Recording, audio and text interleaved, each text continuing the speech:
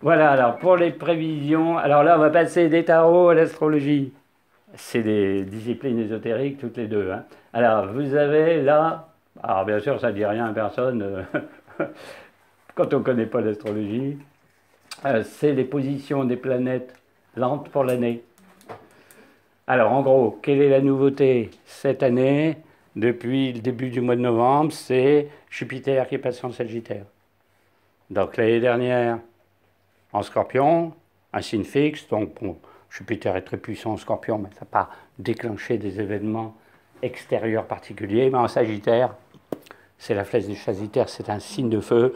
Et vous avez remarqué dans l'actualité, tout a avancé d'un seul coup. Ah, si vous prenez les événements sociaux en cours, qui ont commencé le 17 novembre, avec la mobilisation un petit peu avant pour dire mobilisez-vous pour ce jour-là, ben, en gros, 10 novembre, Jupiter est rentré en Sagittaire de 8. Alors, pourquoi c'est très important? Parce que c'est son signe.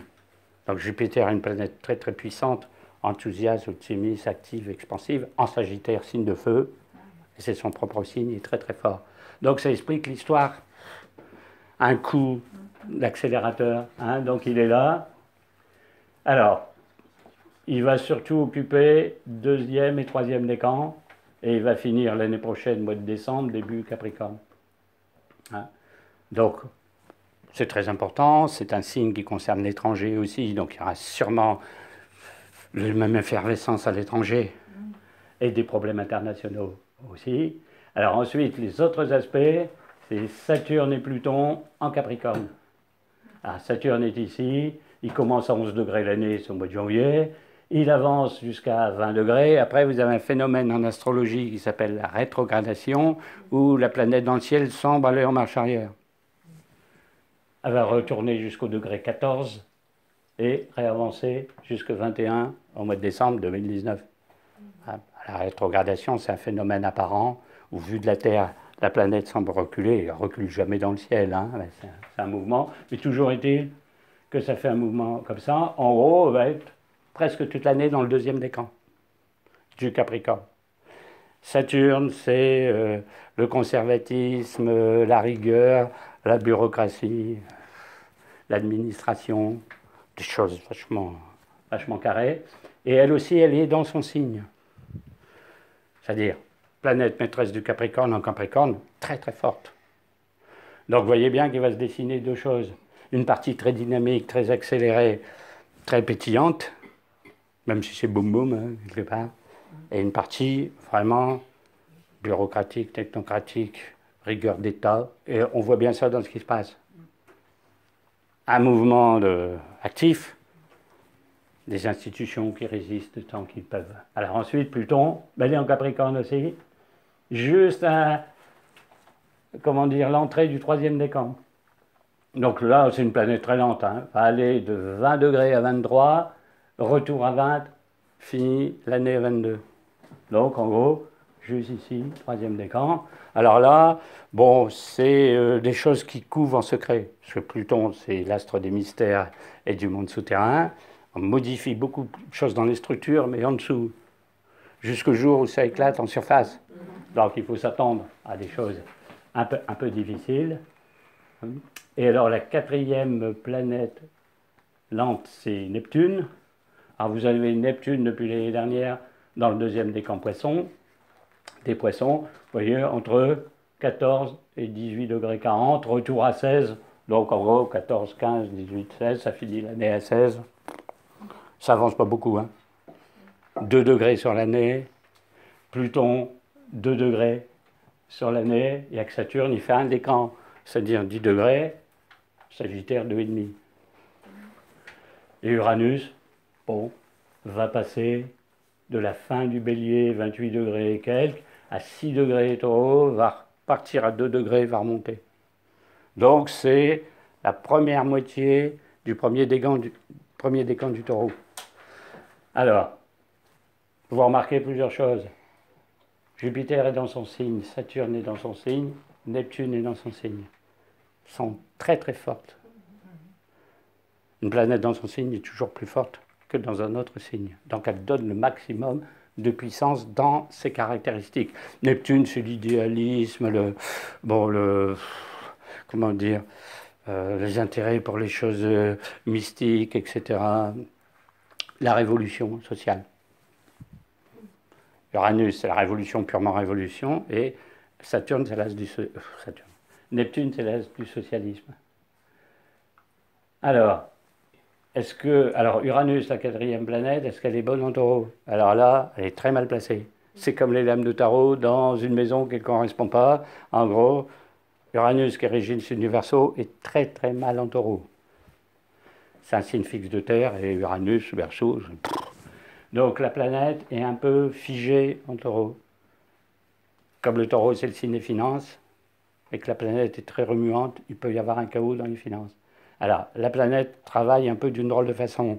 C'est-à-dire quand elle est dans un signe comme ça, fixe, eh bien, elle travaille en sous-main sans pouvoir s'exprimer. Comme un ressort qu'on compresse. À un moment, tout explose d'un seul coup. Alors, comme le taureau, c'est la Terre, il peut y avoir des catastrophes naturelles, des tremblements de terre, des choses comme ça. Et comme c'est un signe qui régit les finances, il peut y avoir un crack financier. Entre autres. Hein. Alors ensuite, il y a Mars. Mars est à la limite des planètes rapides, des planètes lentes. Il va passer du Bélier jusqu'au Scorpion pendant l'année. Lui, il fait un grand tour. Hein. Pas un tour complet, en gros 2/3 d'un zodiaque, mais particularité aussi. Il commence en janvier dans le Bélier, c'est son signe. Il passe tous les signes et il arrive à la fin de l'année en Scorpion, c'est son signe.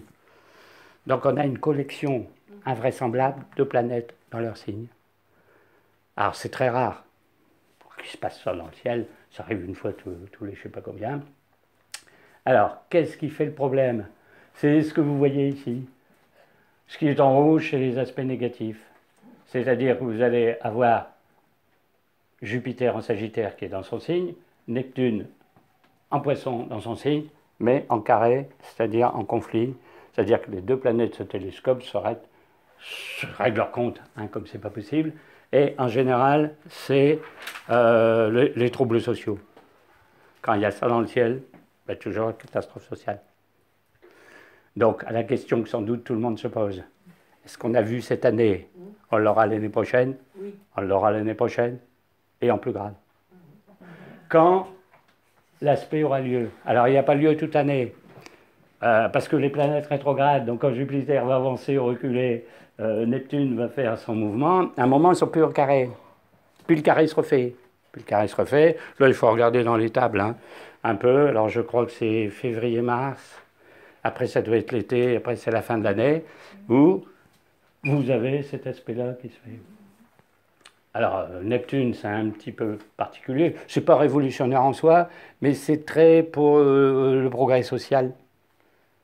Donc, quand il y a eu la révolution de 1848, en Europe, ça remonte à loin, il y a eu une révolution cette année-là, moins grave que 1789.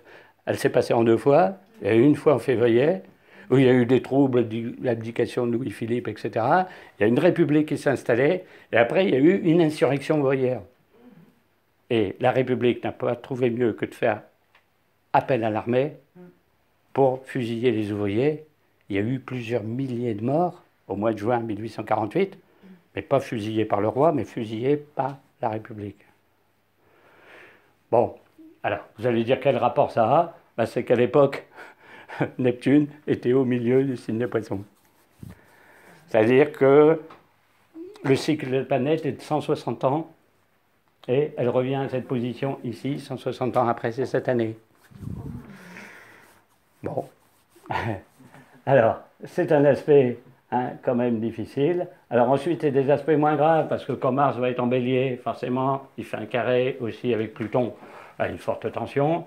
Avec Saturne, alors là, il y a une tension et un blocage en même temps. Bon, c'est un petit peu compliqué. Alors, il y a quand même de bons aspects. Quand Mars va être en Scorpion, vous avez un bon aspect avec Neptune. C'est l'action et l'inspiration qui s'additionnent.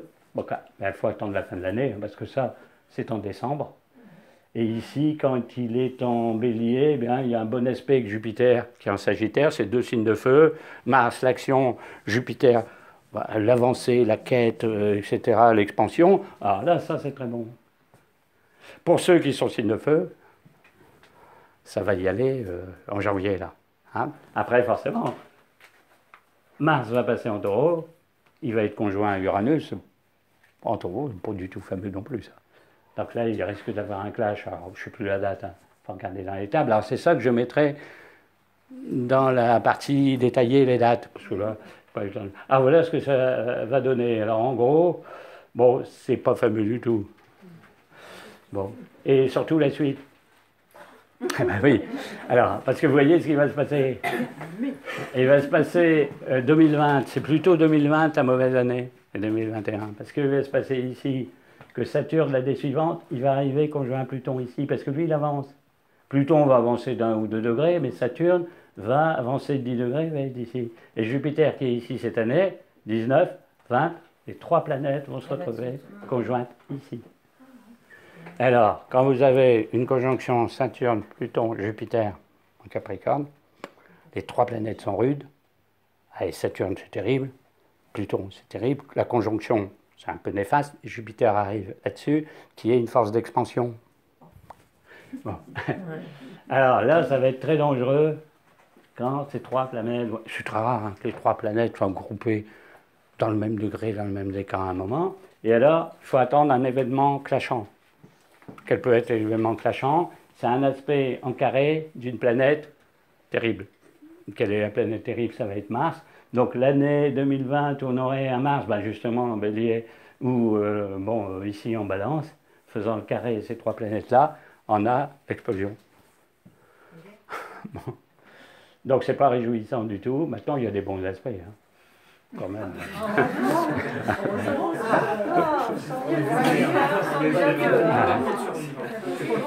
Enfin, c'est pas très réjouissant d'un point de vue aspect, même si là, vous voyez en gros que les aspects négatifs. Alors, si vous êtes des signes cardinaux, bon, c'est très embêtant si vous êtes des signes cardinaux. Ben oui, parce que si vous êtes Capricorne, ben justement, vous avez Saturne, deuxième décan Capricorne. Si vous êtes deuxième décan Capricorne, Saturne, c'est la planète de blocage et de rigueur. Bon, donc c'est pas rigolo d'avoir Saturne dans le deuxième décan. Si vous êtes troisième décan, vous avez Pluton, qui fait un travail de sape invisible, etc. Bon, extérieurement, il a l'air de ne se passer rien jusqu'au jour où. Donc c'est pas... Alors les choses en vert, c'est votre soleil.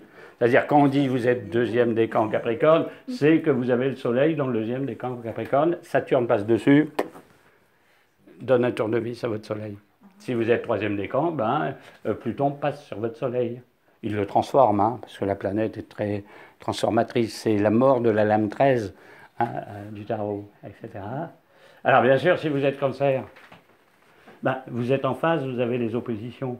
C'est-à-dire, si vous êtes deuxième décan Cancer, vous avez Saturne en face, il vous envoie, c'est moins grave, mais une partie contrainte, blocage, lenteur, vous avez l'impression d'avancer à rien, vous pataugez, etc. Si vous êtes troisième décan, vous avez l'opposition de Pluton. L'année prochaine, vous aurez les deux, parce que les 2 planètes seront conjointes. Donc, troisième décan, vous aurez addition Saturne-Pluton opposé à votre Soleil. Alors, vous allez dire, mais si vous êtes les 2 signes cardinaux, Bélier et Balance, vous avez les carrés par l'autre côté. Hein, c'est-à-dire, si vous êtes deuxième décan Balance, vous avez le carré de Saturne. Si vous êtes troisième décan, vous avez le carré de Pluton. Il n'y a rien de plus embêtant que ça. Oui, ça casse votre Soleil.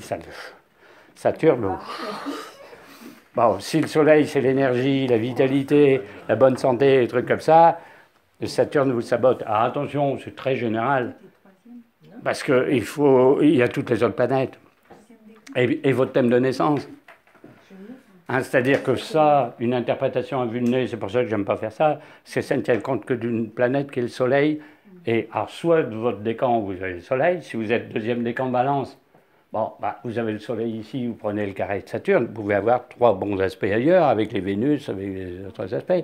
Donc, tant qu'on n'a pas votre thème avec l'ascendant, on ne peut pas faire de pronostic de ce genre. Mais si on tient compte que du Soleil, ou l'ascendant, hein, si vous avez l'ascendant deuxième décan Balance, il prend le carré de Saturne aussi, au moins cet aspect-là n'est pas facile. Alors, si vous êtes de l'autre côté en Bélier, c'est pareil, parce que vous prenez le carré de Saturne si vous êtes deuxième décan, ou Pluton si vous êtes troisième décan, par l'autre côté. Alors si vous êtes Balance, ascendant Bélier, vous avez les planètes en Capricorne ici, vous prenez les carrés par les deux côtés. Ah oui. Si vous êtes deuxième décan, Balance pour le Soleil, ascendant troisième décan, prenez le carré de Saturne et le carré de Pluton. Un pour le Soleil, un pour l'ascendant. Il faut aller sur une autre planète. Alors bon, mais bon, il faut rester optimiste, hein, très optimiste. Parce que moi je suis Balance. Parce que je suis Balance, donc moi, d'avoir le carré de Saturne de Soleil, je vais l'avoir. Donc quand je prévois des trucs sur les 2 ans qui viennent, je serai peut-être mort dans 3 mois, donc est-ce que je suis concerné? Alors, je peux d'autant plus parler que comme je suis ici, ça je l'ai. Moi aussi. Et quand il y aura Mars en Bélier, en plus, alors tous les balances bien sûr sont concernés, et les Béliers surtout, et les Cancers un peu moins, parce qu'une opposition c'est plus faible, mais les Béliers et Balances qui prennent des carrés, deuxième et troisième décan, le premier, bon, les planètes sont dans les autres, mais bon, c'est rude. Et les Cancers en premier décan?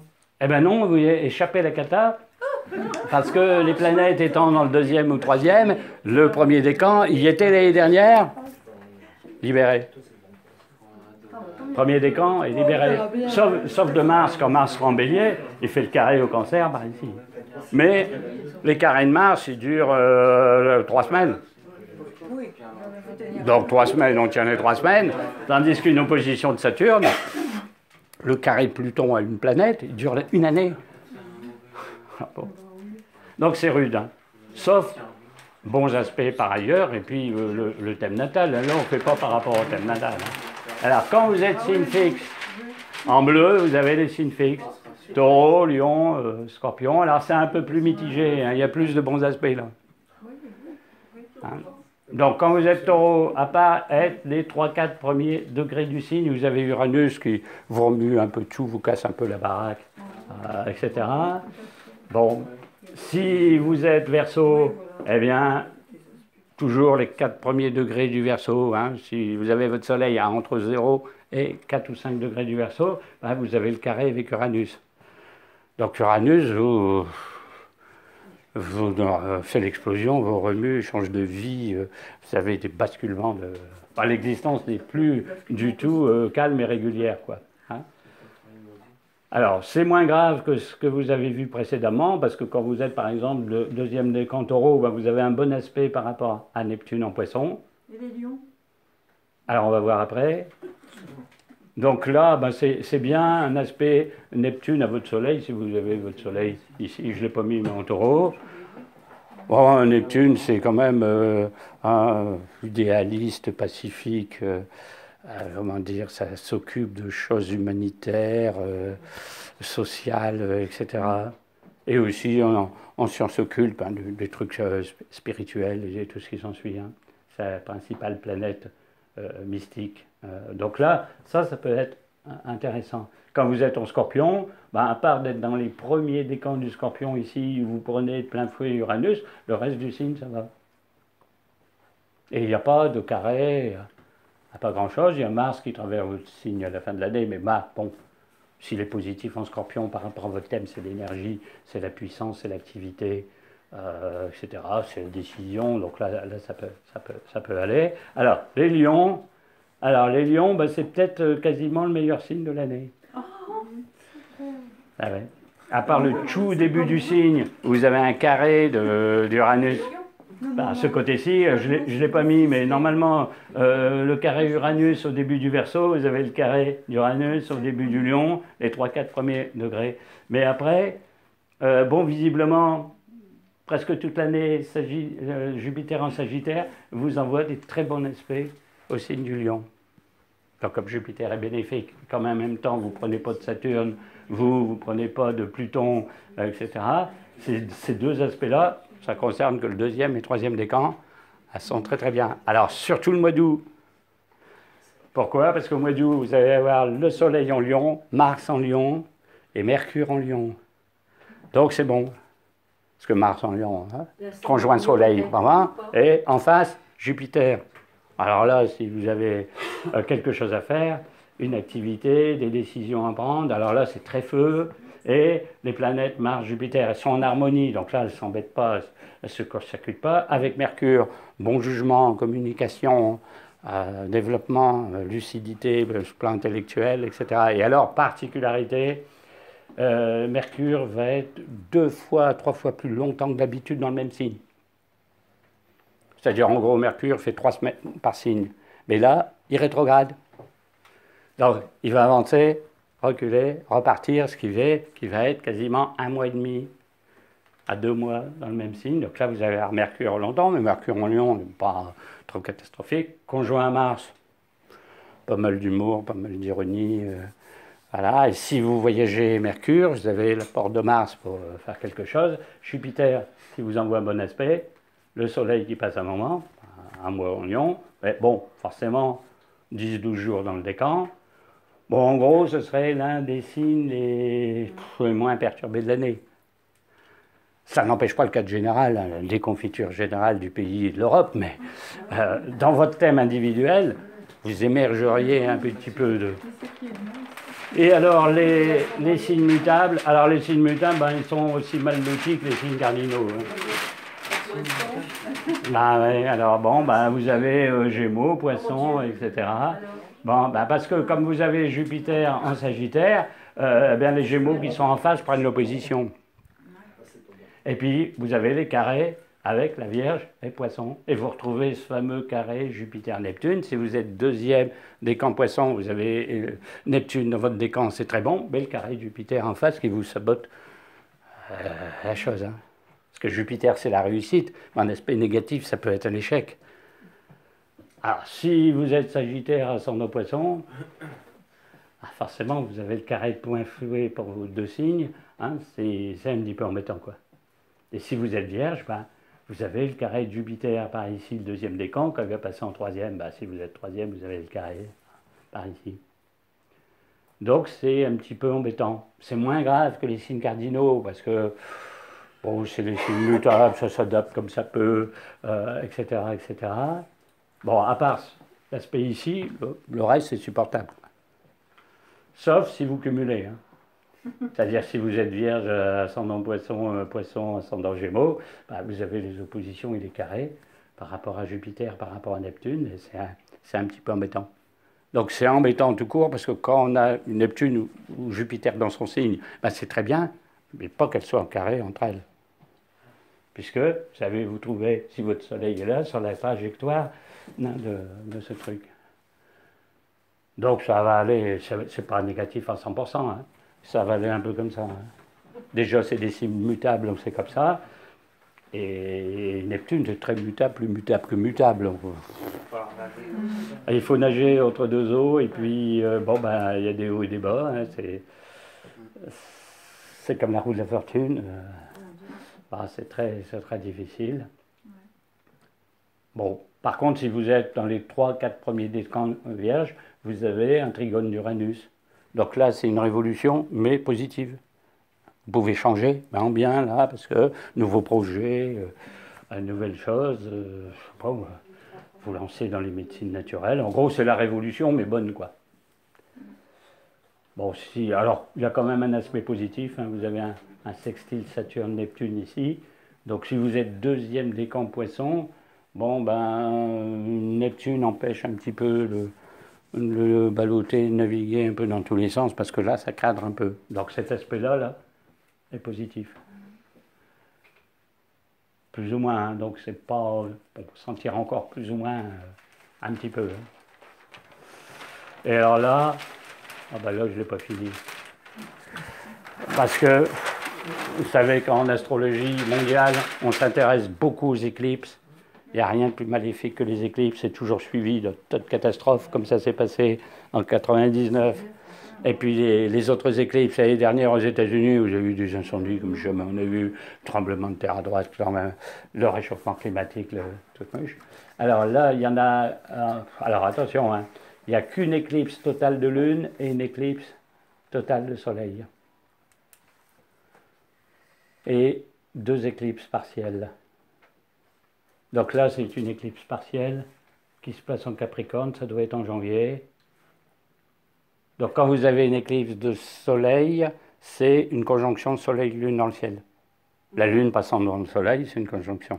Donc là, vous l'avez, c'est à la fin du mois, je crois. Il faudra regarder tout à l'heure. Et puis, alors, éclipse totale de soleil. Oui, alors l'éclipse totale de soleil, c'est en juillet, c'est le 2 juillet, ça a lieu en Cancer. C'est celle qui est ici. Là, on l'a ici. Bon, ça se passe dans le signe du Cancer. Bon, le signe de la Lune, vous avez une éclipse dedans. Bon, alors, là, j'ai pas eu le temps de le faire, mais quand on a le temps de le faire, on monte le thème astral des planètes, le jour et l'heure de l'éclipse. Après, ça concerne les pays qui sont du signe. Ah, l'année dernière, c'était surtout les États-Unis qui sont Cancer. Et puis, ça enclenche toujours plus ou moins des catastrophes dans les parties suivantes, dans les mois suivants. Et après, donc, il y a des éclipses partielles de lune, des éclipses partielles de soleil. Et ça se passe beaucoup Lion, Verseau et Capricorne, Cancer. Alors, on retrouve ce fameux axe Capricorne-Cancer. Et quand... Alors, vous avez les nœuds lunaires qui sont en Cancer aussi. Et en Capricorne, c'est-à-dire la queue de dragon, pour ceux qui savent ce que c'est conjoint Saturne, c'est conjoint Pluton, c'est pas fameux du tout non plus. Et la conjoncture internationale est très, très, très, très difficile. Bon, voilà. Donc, en gros, pour le pays, va connaître encore quelques soubresauts. Malheureusement, pour l'Europe aussi, parce que l'Europe est très, très mal en point, donc elle est soumise au chaos aussi. Elle est concernée par les aspects X ou Y. Alors, en gros, les nœuds sont quand il y a le fameux carré Jupiter-Neptune et quand il va y avoir les élections européennes. Elles sont prévues en mai, à moins qu'ils les annulent pour cause de troubles. Mais si elles sont maintenues, qu'est-ce qui va se passer? Les gens vont se défouler dans les élections contre l'Europe et contre les présidents de tous les pays. Donc, en gros, ça va renforcer les extrêmes des deux côtés. Ça ne va rien améliorer du tout. Alors, ça va être, en gros, à Bruxelles, la cata. Alors, soit des nouveaux Brexit de pays qui ne vont plus vouloir continuer dans cette ambiance-là, soit, par peur du risque, vont reporter les élections. Mais on leur hurlera au scandale, parce qu'on dira, bah, vous avez peur du résultat, donc on n'est plus en démocratie, on n'a pas le droit de voter, et si on vote, tout le monde va se venger de tout ce qui va de travers dans l'élection. Donc ça va faire un machin comme ça. Le reste, Moyen-Orient, pas fameux, et des pays d'Europe de l'Est. Bon, en gros, la Hongrie. Bon, comme par hasard, c'est un pays sagittaire, donc il va être dans le carré Neptune, Sagittaire, Neptune, Jupiter, donc Poisson, Sagittaire, et l'Espagne. Parce que l'Espagne est un pays sagittaire. Donc on peut avoir quelques troubles en Espagne, nationaliste ou autre. Alors je n'ai pas la liste de tous les pays sagittaires, mais ça marche comme ça. Hein. Donc le signe où se passe l'éclipse, ça concerne les pays qui sont de tel site. Quand l'éclipse est en Verseau, ben c'est les pays Verseau. Bon, l'Iran est un pays Verseau, donc il y a un listing des pays par signe. Et de villes aussi. La France, c'est quoi? Alors, la France, c'est plein de choses, parce qu'il y a la France royale qui est Lyon et la France de la 5e République, alors c'est octobre. Donc je crois que c'est Balance. Mais il faut voir, hein, parce qu'il y a eu, on compare avec la première de toute la République, 1792, et la 5e République. Donc c'est un peu plus compliqué pour la France. J'ai plus là en tête. Hein. Donc ça fonctionne comme ça. Donc on ne peut pas le faire en public. Vous voyez pourquoi? Parce que les pays concernés vont paniquer à mort. Et si on fait le thème de notre président, en disant mon Dieu, le Capricorne, à tel aspect, bon, pareil pour un autre chef d'État, Poutine ou truc. Enfin, Poutine est au-dessus de tous les astres. Donc voilà. Donc en plus détaillé, avec Philippe, dans le courant du mois de janvier, on fera une vidéo. Mais sans parler comme ça, hein, parce que ça va être écouté à droite à gauche.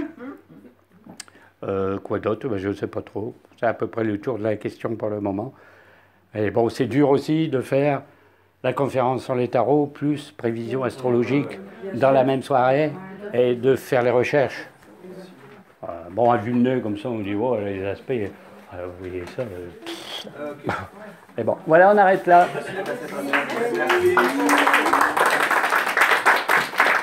Alors voilà, 11h05. Ça va? Non, non, 8h15, 11h05, mais enfin la dernière demi-heure, elle est à part. Ouais, ouais.